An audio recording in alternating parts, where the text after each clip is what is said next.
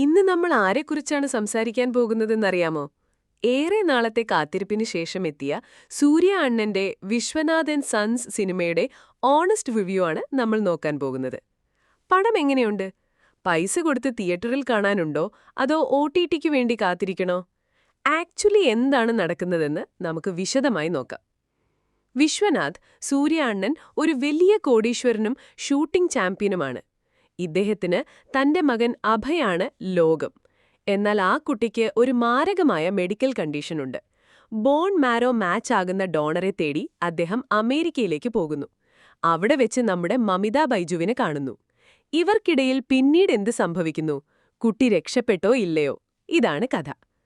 Literally സൂര്യ അണ്ണൻ ഈ സിനിമയെ തോളിലേറ്റുകയാണ് സുഹൃത്തുക്കളെ. ഒരച്ഛൻ എന്ന നിലയിലുള്ള അദ്ദേഹത്തിന്റെ വേദന, ആ ക്ലൈമാക്സ് ഇമോഷൻ എല്ലാം വേറെ ലെവലാണ്. അദ്ദേഹത്തിന്റെ ആ stylish look, oh my God, 50 വയസ്സായെന്ന് പറഞ്ഞാൽ ആരും വിശ്വസിക്കില്ല.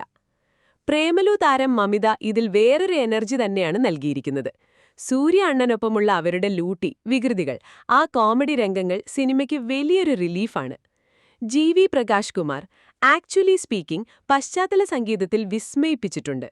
ക്യാമറ വർക്ക് വളരെ റിച്ചാണ്. സിനിമയിലുടനീളം ഒരു ഇന്റർനാഷണൽ ക്വാളിറ്റി കാണാനുണ്ട്. ടു ബി ഓണസ്റ്റ്, കഥ വളരെ പഴഞ്ചനാണ് സുഹൃത്തുക്കളെ. ഒരു പണക്കാരനായ അച്ഛൻ, കുട്ടിയുടെ അസുഖം, ഒരാൾ വന്ന് രക്ഷിക്കുന്നു.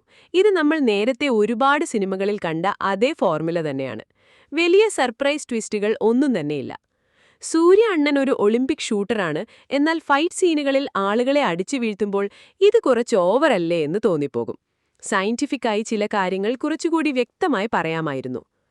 ഫസ്റ്റ് ഹാഫിൽ ചില രംഗങ്ങൾ വലിച്ചു നീട്ടുന്നത് പോലെ തോന്നുന്നു. ആക്ച്വലി ഒരു 15 മിനിറ്റ് ട്രിം ചെയ്യാമായിരുന്നു. നിങ്ങൾക്കറിയാമോ, ഒരാൾക്ക് ബോൺ മാരോ മാച്ച് ആകാനുള്ള സാധ്യത 1,00,000 മാത്രമാണ്. ആ ഒരു ഇമോഷണൽ പോയിന്റ് വെച്ചാണ് സംവിധായകൻ വെങ്കി അട്ലൂരി കളിച്ചിരിക്കുന്നത്. നിങ്ങളൊരു സൂര്യ അണ്ണൻ ഫാൻ ആണെങ്കിൽ ഈ സിനിമ നിങ്ങൾക്ക് വലിയൊരു ട്രീറ്റ് ആയിരിക്കും.